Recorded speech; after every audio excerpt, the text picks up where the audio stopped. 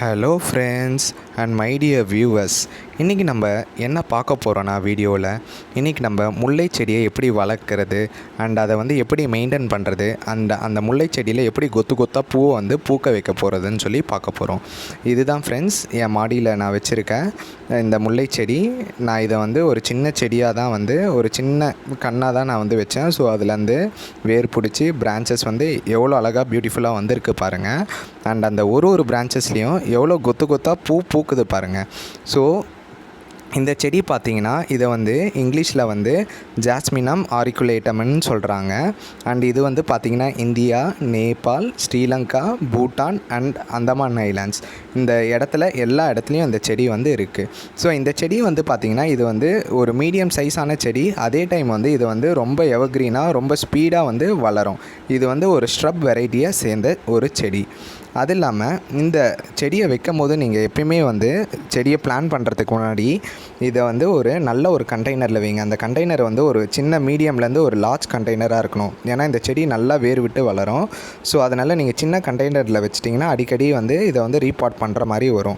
So அது இல்லாமல் இந்த செடி எப்போ வச்சிங்கனாலும் சரி, இந்த செடிக்கு ஒரு 6 hours ஆஃப் சன்லைட் கண்டிப்பாக தேவை.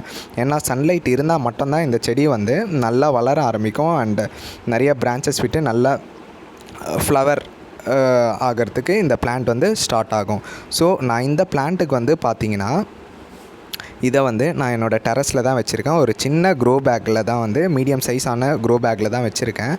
ஸோ இதை நான் கொடி ஏற்றி விட்டுருக்கேன். ஒரு சின்ன கொடியாக தான் ஏற்றி விட்டுருக்கேன். ஸோ அந்த சின்ன கொடியிலேருந்தே நீங்கள் பார்க்கலாம் எவ்வளோ பியூட்டிஃபுல்லாக பிரான்ச்சஸ் விட்டு எவ்வளோ அழகாக எவ்வளோ பியூட்டிஃபுல்லாக பூ எவ்வளோ கொத்து கொத்தாக வச்சுருக்கு பாருங்கள்.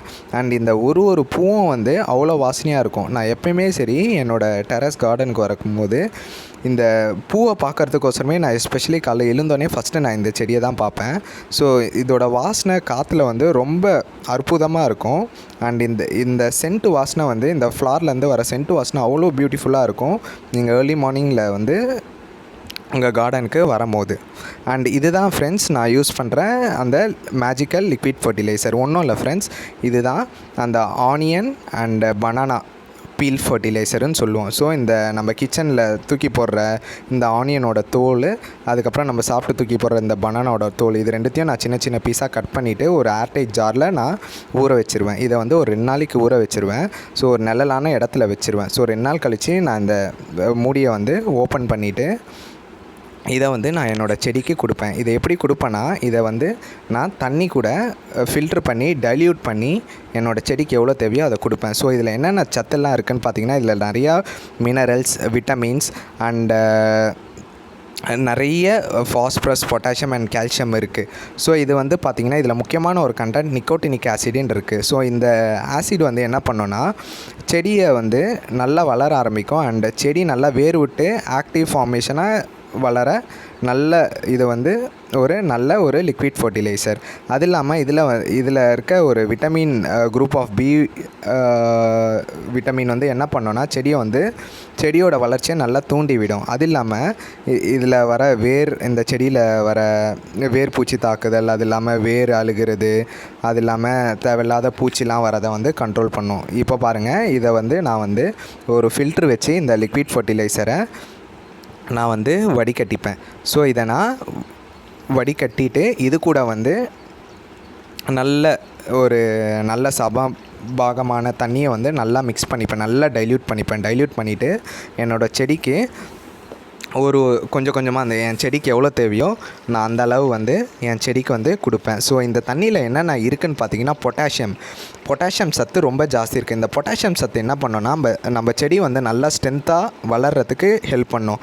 அண்டு இதில் ஃபாஸ்பரஸும் இருக்குது. இந்த ஃபாஸ்பரஸ் என்ன பண்ணோன்னா செடியை நல்லா பூ பூக்கிற வைக்கிறதுக்கு, கொத்து கொத்தாக பூ பூக்கிறதுக்கு அண்ட் நிறைய இந்த காய்கறி செடியாக இருந்தால் நல்லா காய் வைக்கிறதுக்கு அண்ட் பழச்செடியாக இருந்தால் நல்லா பிஞ்சு பிடிக்கிறதுக்கு, பழம் வைக்கிறதுக்கு இது உதவி பண்ணும். அது இல்லாமல் இது வேர் நல்லா விட்டு வளர்கிறதுக்கு இது ஹெல்ப் பண்ணும். அது இல்லாமல் பாலினேஷனை இந்த லிக்விட் ஃபர்டிலைசர் அசிஸ்ட் பண்ணி கொடுக்கும். அது இல்லாமல் இதில் இருக்க கால்சியம் என்ன பண்ணோன்னா சாயிலில் ஓப்பன் அப் பண்ணி கொடுக்கும். ஸோ செடி நல்ல ஆக்சிஜன் கன்சப்ஷனை எடுத்துகிட்டு நல்லா வளரும், வேர் விட்டு வளரும். அண்ட் இதை இப்போ பார்க்கலாம், இந்த லிக்விட் ஃபர்டிலைசர் டைல்யூட் பண்ணதை நான் என்னோடய முல்லைப்பூ செடிக்கு அந்த செடிக்கு எவ்வளோ தேவையோ நான் ஒரு 2 ஜக்கு ஒரு 3 ஜக்கு இந்த செடிக்கு வந்து நான் 15 days ஒன்ஸ் ரெகுலராக இதை வந்து கொடுத்துருவேன். ஸோ நீங்கள் பார்க்கலாம், இதை வந்து நான் ஒரு சின்ன சைஸ் க்ரோ பேக்கில் தான் வச்சுருக்கேன். என் செடி எவ்வளோ அழகாக வந்து எவ்வளோ சூப்பராக வேர் விட்டு வளர்ந்து வானத்தை தொடுற அளவு வந்து எப்படி போகுது பாருங்கள். அண்ட் எவ்வளோ கொத்து கொத்தாக பூ பூக்குது பாருங்கள். ஸோ இந்த ஒரு பூவும் வந்து அவ்வளோ வாசமாக இருக்கும். அண்ட் எனக்கு என் செடி வந்து எப்பயுமே வந்து எனக்கு வந்து எல்லா சீசன்லேயும் வந்து பூ கொடுக்கும். சில பேர் சொல்லுவாங்க இந்த செடி வந்து சில சீசனில் தான் பூ கொடுக்கும். பட் அப்படி இல்லை. நான் இந்த லிக்விட் ஆர்கானிக் ஃபர்டிலைசர் யூஸ் பண்ணுறதுனால, இந்த onion and banana feel fertiliser use பண்ணுறதுனால என் செடி வந்து எப்பயுமே வந்து எல்லா சீசன்லேயும் கொத்து கொத்தாக பூ வைக்கும். ஸோ அதே மாதிரி இந்த செடி எப்போ ட்ரிம் பண்ணோன்னு பார்த்தீங்கன்னா, இந்த ஆக்டிவ் சைக்கிள் ஆஃப் ஃப்ளவரிங்னு சொல்லுவாங்க. ஸோ இந்த பூ எல்லாம் பூத்து முடித்ததுக்கப்புறம் வந்து இதை வந்து முக்கியமாக மழை சீசனில் வந்து கவாத்து பண்ணிங்கன்னா, அதுதான் ப்ரூனிங் பண்ணிங்கன்னா, இதை வந்து நல்லா துளிர் விட்டு நல்லாவே வந்து நிறைய துளிர் விட்டு வளரும். ஸோ அந்த ஒரு துளிரும் வந்து நிறைய பிரான்ச்சஸாக பிரிஞ்சு இந்த செடியில் வந்து கொத்து கொத்தாக பூ வைக்கும். இதுதான் ஃப்ரெண்ட்ஸ், நீங்கள் பார்க்கலாம் எவ்வளோ கொத்து கொத்தாக பூ வச்சுருக்கு பாருங்கள். நான் சில பூலாம் வந்து செடியிலே விட்டுட்டேன். ஸோ அதனால் அது எல்லாமே காஞ்சிருச்சு. ஸோ செடியிலே வந்து பூவெல்லாம் காஞ்சிருச்சுன்னா செடியில் அப்படியே விட்டுறாதீங்க, எடுத்துருங்க. அண்ட் என் செடியில் நான் டெய்லியும் வந்து காலையில் வருவேன் பூ எடுக்கிறதுக்கு. ஸோ இதுதான் ஃப்ரெண்ட்ஸ், இந்த ஆர்கானிக் லிக்விட் ஃபர்டிலைசர் வந்து நீங்களும் வந்து உங்கள் வீட்டில் ப்ரிப்பேர் பண்ணுங்கள். ரொம்ப ஈஸி தான், காஸ்ட் எஃபெக்டிவ் தான், நீங்கள் செலவே பண்ண வேண்டாம். ஸோ நீங்கள் உங்கள் கிச்சனில் இருக்க இந்த onion peel and banana peel வச்சு இதை வந்து தயாரிக்கலாம். உங்கள் செடிக்கு ஆட் பண்ணுங்கள். உங்கள் செடியும் இதே மாதிரி கொத்து கொத்தாக பூ பூக்கும். ஸோ நீங்களும் இதை வந்து என் கூட வந்து நீங்கள் உங்கள் ரிசல்ட்டை வந்து ஷேர் பண்ணிக்கோங்க ஃப்ரெண்ட்ஸ். இதுதான் இன்றைக்கி நம்ம பார்த்துருக்க banana and onion peel organic magical liquid fertilizer. And நீங்கள் பார்க்கலாம் என் செடி எவ்வளோ அழகாக இருக்குது பாருங்கள். எவ்வளோ பூ வச்சுருக்கு, எவ்வளோ பியூட்டிஃபுல்லாக இருக்குது பாருங்கள்.